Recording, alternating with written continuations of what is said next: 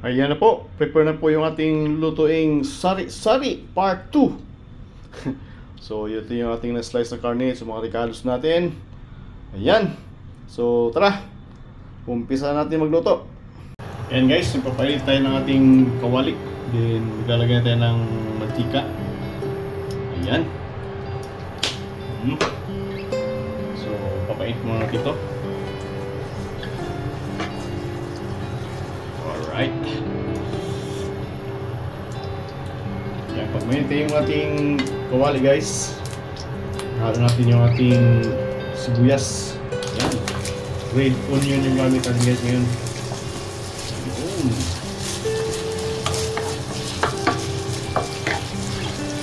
Red onion muna tayo ngayon guys kasi wala available na nakita natin na white onion. Maganda yung red onion guys, matapang. Matapang na manamis-namis. Sunod natin yung ating luya. Alright. So, mikos-mikos lang.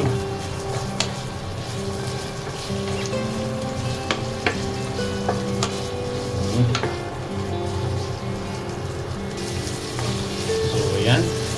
Medyo malambot na yung sibuyas natin. Lumalabas na yung aroma. Kunin natin ihalo yung ating sari-sari na karne na pinaghalong ila, kenga at balon-balunan ng baboy. Tungol. Ayan, tawag ito, big intestine. So ayan, halo natin guys. Wow, dami.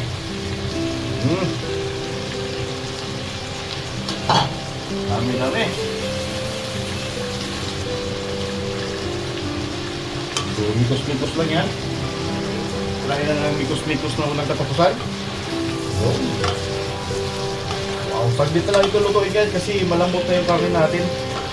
Hindi natin kailangan maging malambot siya. Palambutin. Hindi natin kailangan palambutin kasi malambot na yung karne. Bango. Wow. Kasi maganda pala pag red onion. Gamitin natin kasi may kulay siya.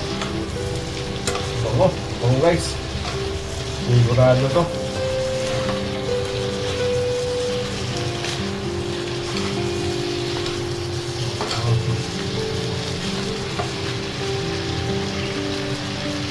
Ayan. Hintay muna natin. Maglagay tayo ng suka. Hanggang sinamak. Ating suka guys, sinamak. Yun. Then, mikos-mikos. Yan.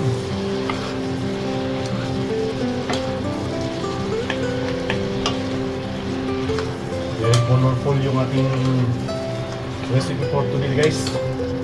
Maganda pala pag sibuyas na pula. Yan. Red para may kulay siya.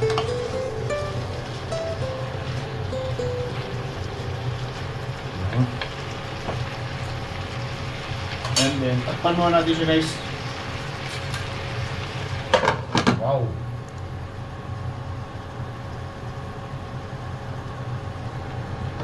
So, yan guys. Alright. Mikos-mikos natin. Saglit. Yun.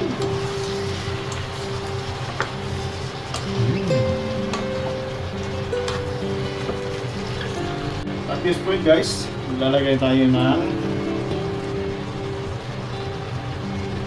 black pepper powder.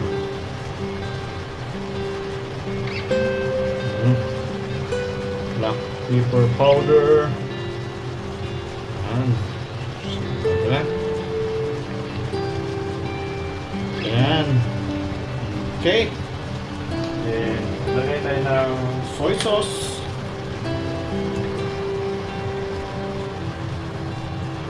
Ayan. Then, lagay tayo ng chili powder.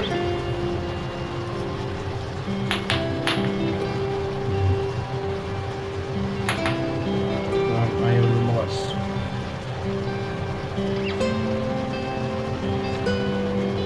Okay. Nalikas pala yung chili powder natin guys.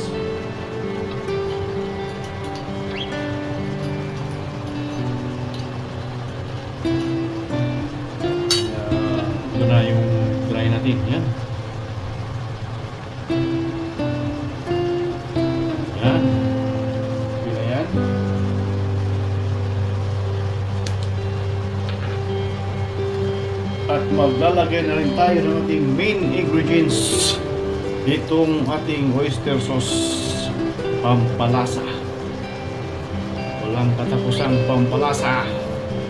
No, para paglabas ng ating result ng ating luto, masarap. Ating mga kaibigang malalasing mamaya, sulit. Alright, so mikos-mikos na. Mikos-mikos. Ayan.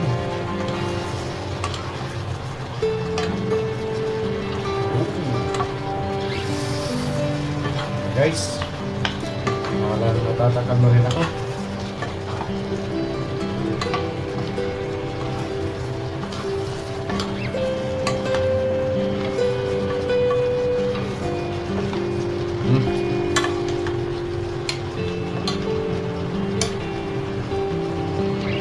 So yan, tuloy-tuloy natin yung pagkamikos-mikos.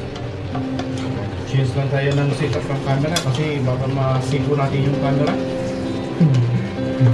Mas maganda ang pwesto dyan. Alright. Okay. And then parang kulang yung soy sauce natin ah. Lagay tayo ng kunting asin. Kunting asin. Yan. Sobrang malat. Then kunting vinegar. Kunting suka. Okay. Yun na yun.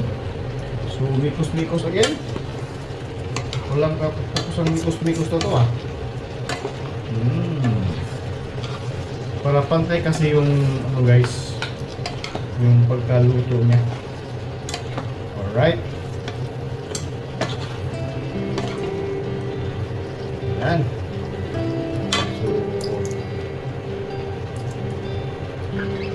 Tignan natin yung alat guys kung sakto na.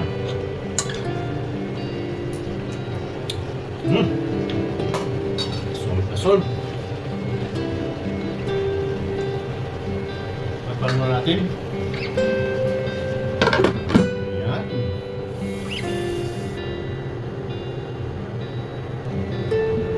Wapya! Ayun! So at this point guys, maglalagay na tayo ng green pepper at red pepper. So, atsal. Atsal guys, atsal. Yun, makulay na naman. Sinabi ko sa'yo. Ang ganitong mga luto, talagang swak na swak. Alright. So, ganyan lang yan guys. Mikos-mikos. Oops. Mahulog yan. Uy, yan ang hulog. Okay, pressure talaga yung ano, luto natin, yan ang hulog. Okay, and then lalagay na tayo ng ito guys, black beans. Black beans in the house. Alright. Yan na po yung black beans natin. So, mikos-mikos again. Wow.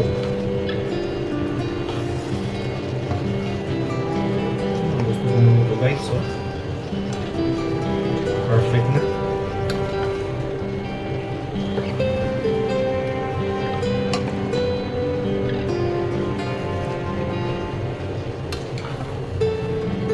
Magluto tayo guys. Feel na feel nyo. Yung secret ng pagluluto tayo guys na yung secret ng pagluluto na masarap talaga yung luto mo, dapat sa puso mo feel na feel yung ano, yung sarap ng lasa, yung sarap ng luto mo, yung feel mo na yung alam mo ang kinalalabasan na masarap.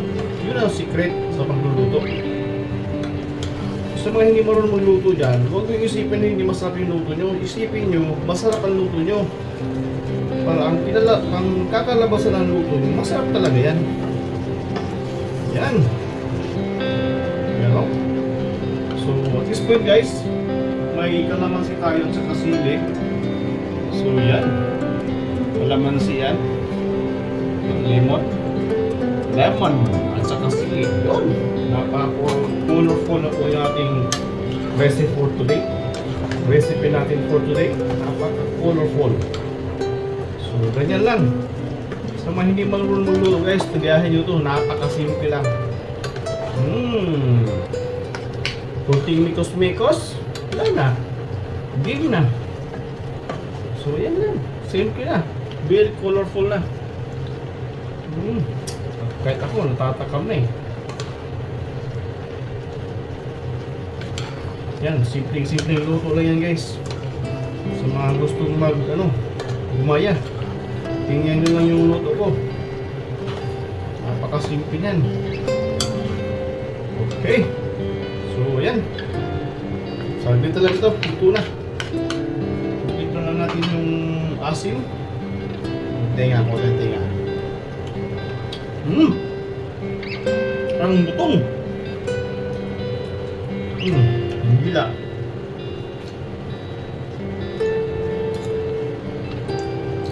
Oh yeah, panalo. Panalo siya guys. Wala nang katulad. So saglit lang ito guys. Ito na to. Ito na to, pero gusto ko pa siyang yan. Wow! So, ayan guys. Final natin yan. Mikos-mikos. Final mikos-mikos. Then, na. Ito na talaga yung kabuang cooking time natin.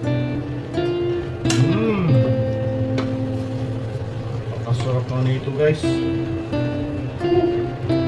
Yan, sumin na natin guys kung ano yung sistema, ano yung makikita nyo. Assist na yan. Grabe na to.